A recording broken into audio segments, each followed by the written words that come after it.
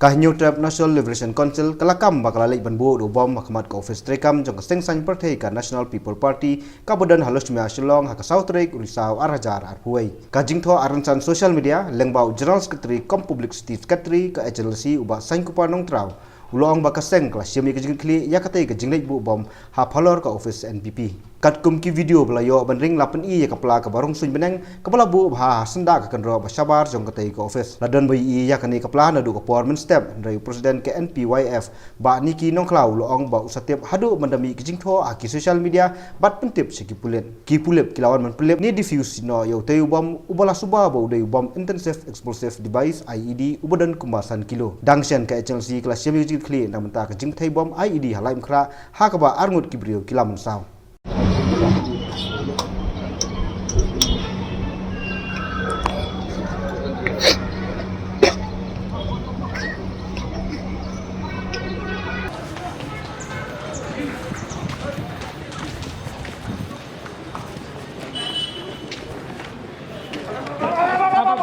Ya.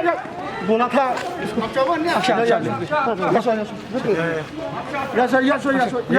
Ya.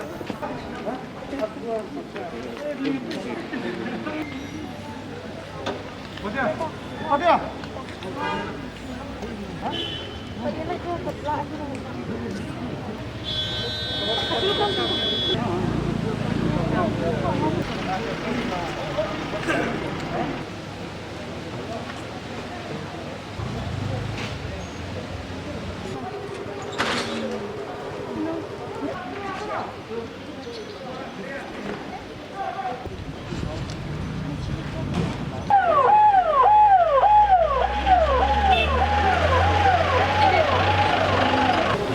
Monsieur ini itu kan bangun dukan tu bangun mud deh macam gitu gila trailer itu kan bangun tepat deh.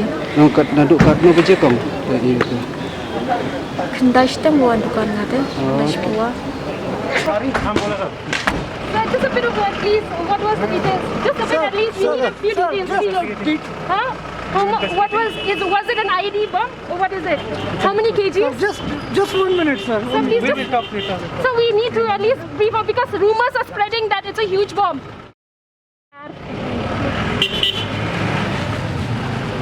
Ini dikit ya kan ni din makadon ka bami ai itu.